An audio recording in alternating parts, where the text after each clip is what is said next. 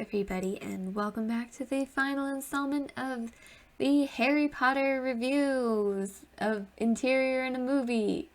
Today we are going to be doing the Slytherin Common Room and talking about Slytherin, I guess, in general. I've been keeping the topics kind of a secret, but now it's time to reveal. We're going to be talking about fan fiction. We're going to be talking about the cursed child. We're going to be talking about a lot of things that are evil.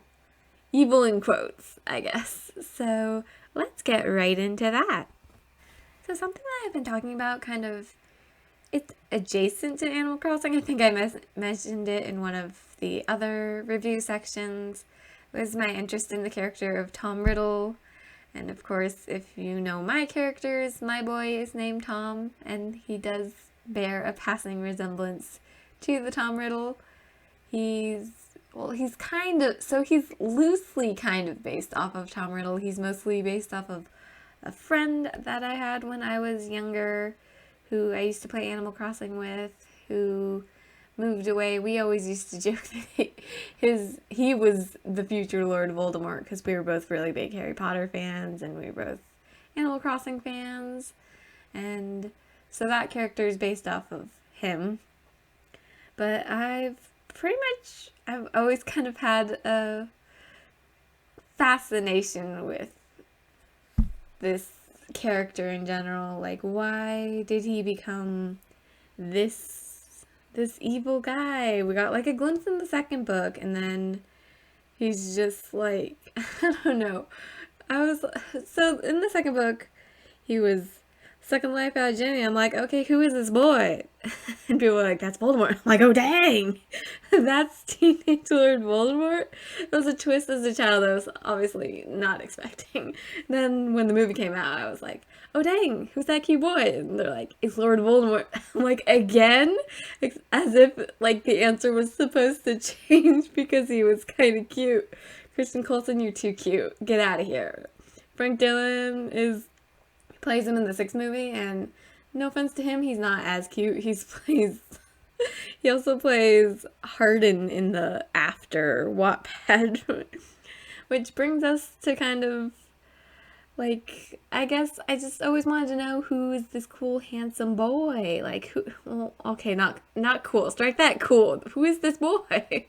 And I guess J.K. Rowling answered some of that, but obviously in the 6th book, but she didn't. She hasn't answered all of it, and I'm like, good, because we're gonna run into some more problems. I know it's gonna be like, oh, Nagini, because she like revealed Nagini's past, and people didn't like that. So I'm like, yeah, I kind of want to know, but also I know you're gonna ruin it, so I don't want you to write it. So where do you go after that? You go to fanfiction.net. That's where we're headed, y'all. Get ready. So okay, nobody knows. As some of you may know, I am an English major at the University of something. I probably shouldn't say my university, even though we're not in like schedule, but whatevs. So yeah, I'm a English major, and I owe a lot of that actually to my start as a fan fiction writer, specifically writing Harry Potter fan fiction. I started when I was a sophomore. And so it was after the release of the 8th movie. So yeah, I was a sophomore, and I was like, at the time I was like, wow, we're not gonna get any more Harry Potter content. Like, there's no way she's gonna do any prequels. Little did I know I was like incredibly wrong. But yeah, so I was like, what do you do? Who should, like, I should write this. So I started writing Harry Potter fan fiction. It was very bad. None of it's online anymore, and I don't write too much nowadays, but I do have mad respect for fan fiction writers, and I believe that me writing fan fiction is how I got into like college. So I had to take a placement test for community college, and I got really high in my English that I didn't have to like do the beginner classes. I could just zoop right on it. And it was Harry Potter fan fiction. That actually helped me with my grammar, not my actual teachers, just Harry Potter fan fiction, kind of learning off the mean streets of fanfiction.net when I was younger. But I still read fan fiction nowadays, actually. But of course, since I don't really ship any of the Harry Potter ships, it's kind of hard to find something I like. I was talking about Tom Riddle. Tom Riddle fics are one of they're it's I've got a complicated like thing about. Here's the thing about Tom Riddle fics. Very few of them are actually about Tom Riddle, like the character. They're about like an OC who is like, oh, he wants her as a doll, and it's like, oh, he's obsessed with her, and I'm just like, wow, that's it's really not what I was looking for. Just like obsession. I think I read one where, well, I only read like the first chapter because this happened like immediately. He like slams her up against a bookshelf, and I'm like, you haven't even introduced your characters yet. Like, who are these people? So, yeah, so a lot of them are mostly like smutty, and I'm like, I mean, okay. Like, I'm not against smut, but why? It doesn't really fit his character or who I think his character is. I know we don't really know who his character is, but I don't really think he's push up a girl against the bookshelf in a sexy way. Like, in a mean way, yeah. But this was in a sexy way. And I was like, oh god, I don't think that this is the fic for me, so I'm gonna walk away right now. Yeah, no, I don't mean to shade other people's fan fictions. I apologize, because I'm sure I would get a lot of slack if my fan fictions were still up on the internet. Yeah, but I've only found like a couple of Tom Riddle fics that I've actually enjoyed. I think there's this one called, I think, A Dark Lord is Born. I was reading it recently. It was pretty good because it actually had Tom Riddle as a character. I'm like, is it so bad that I want him to be a character?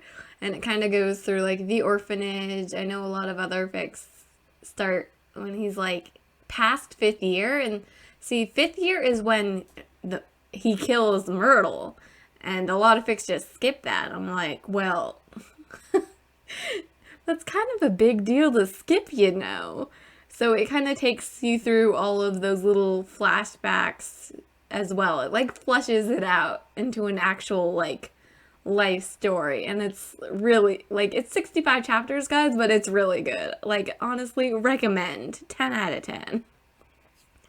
Yeah, but let's try and think of other fics but that I'd recommend. Obviously, there's the classic My Immortal. My Immortal is crazy good. I used to read it with John in the hallway at school, John and David and Bree, and so they get all the My Immortal jokes that we make. Like, those are my non-Harry Potter friends, and we just used to joke about My Immortal, and it was hilarious. And the Internet Historian, if you haven't seen it yet, has a really good, poorly animated My Immortal series on YouTube. It's free to go watch. I highly recommend watching that. And there's also, I forget who did it, but they did a mini series, and it was like 2 seasons, and it was really good. Like, the actress that played Enemy, just quality. And yeah, I guess I just owe my placement into university based on fan fiction. And then I decided to become an English major after my study abroad trip to London. And that's basically just,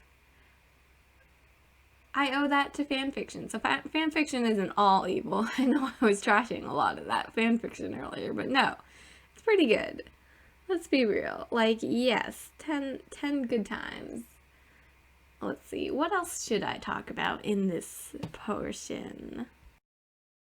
Oh yeah, I was going to talk about The Cursed Child, because I mentioned the last episode that I was in London for the premiere of The Cursed Child, and I read the manuscript because I went to the midnight release of the manuscript with one of my coworkers. I wasn't planning to go, but she was going, so I was like, yeah, this might be a fun hang. Let's do it. But yeah, and then I read it, and then I was like, oh Jesus, what is this? Yeah, I did not enjoy The Cursed Child. I don't consider it to be canon. It's just a whole bunch of stuff. I don't know if I spoil it, will anybody care? Get ready. Okay, spoiler warning.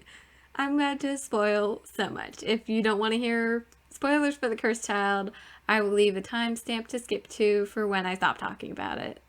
So a lot of problems that I only read it once, and then I was like, so let me just go back into my Rolodex of things I remember and haven't blacked out. So one of my main problems was Harry being a terrible dad. Like, what the heck, Harry? You didn't have a father, so I would feel like you would make sure your kids don't go through the same stuff that you had to go to, sir. But no, they're like, let's have Harry be a bad dad. So that was problem number one.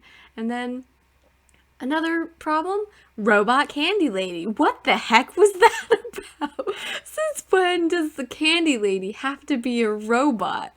Why? Also, that doesn't make sense with wizarding technology. Just have the candy lady be a robot. Like, what the heck?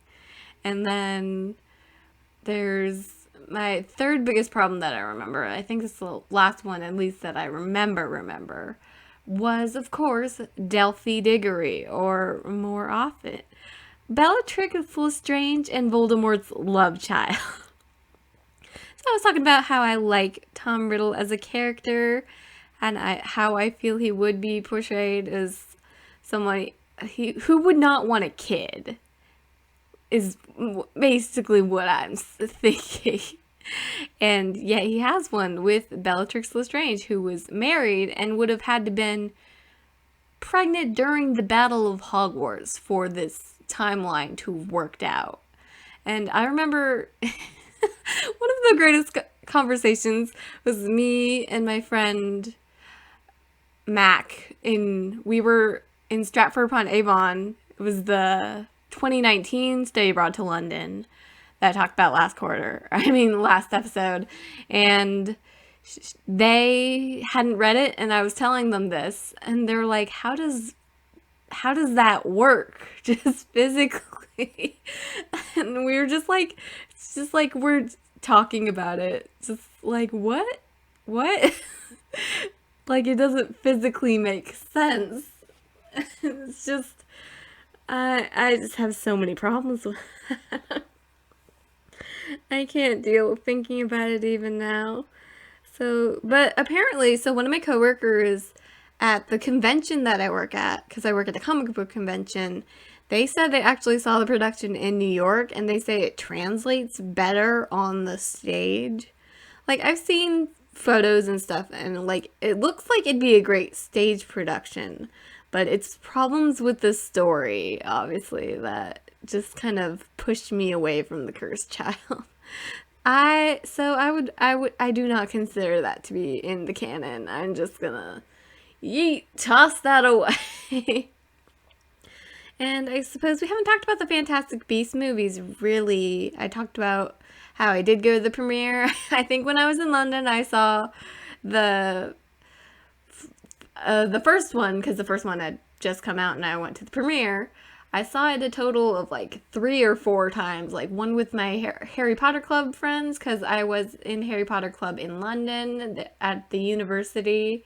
You could join clubs even if you were like a study abroad student, so I joined the Harry Potter Club when I was there too. So I went with the Harry Potter Club, I went with my classmates, and then I went with Tom, the boy I was talking about. Yeah, he goes to Cambridge, so we went to go see it, and we got together. It was a good time. And yeah, so I remember the first one being pretty good. I have a couple problems with the second one. I went to go see it with my friend John and his girlfriend at the time, Maddie. And it was pretty, like, I wanted more critters. Like, they cut the beast out of Fantastic Beasts. I was like, why'd you do that? Like, and then there was a couple of, like, plot things that didn't really make sense from what we already know of the canon universe. And, yeah, I guess it was just okay. It was very much a filler movie, I believe. So, just, we'll see what they do with the third one. Yeah. That's, I guess, I kind of like Lita as, like, a Slytherin.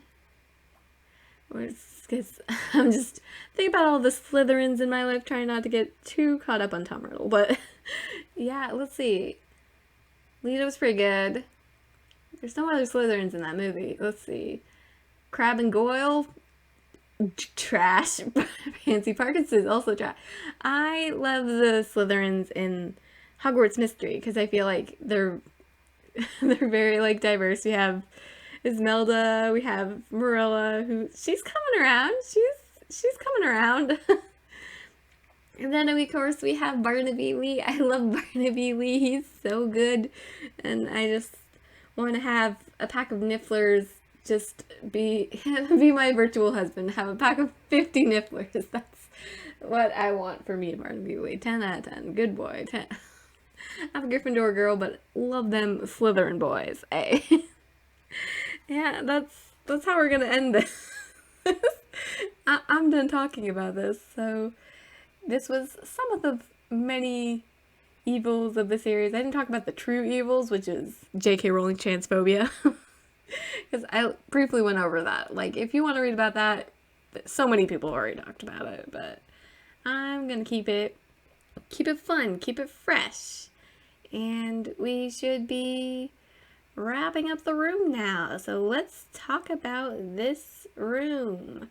I had it was a pain because I had to move Gryffindor's room to the upstairs of Harv's Island so I could have the Slytherin common room in the downstairs. And once again, I used that blossoming kind of wallpaper. I tried to get some fancy portraits in there, but of course I don't have many. And I just had a bunch of greens. I had fun with the grasshopper heads and stuff. Yeah, I really like how it turned out. It's fun, it's classy, and guess what? There's a trophy case because Slytherins are winners. That's all we have time for. I will see you all next time. Please leave a like, comment, subscribe, all of that good stuff. And let me know what you guys would like to see in the next movie kind of review. I like doing these even though very few people watch them, because I feel like there's something that not a bunch of the other Animal Crossing YouTubers are doing. I feel like this is what I got going for me. And hopefully it takes off soon. But if not, oh well. I'll see you guys next time. Bye-bye now.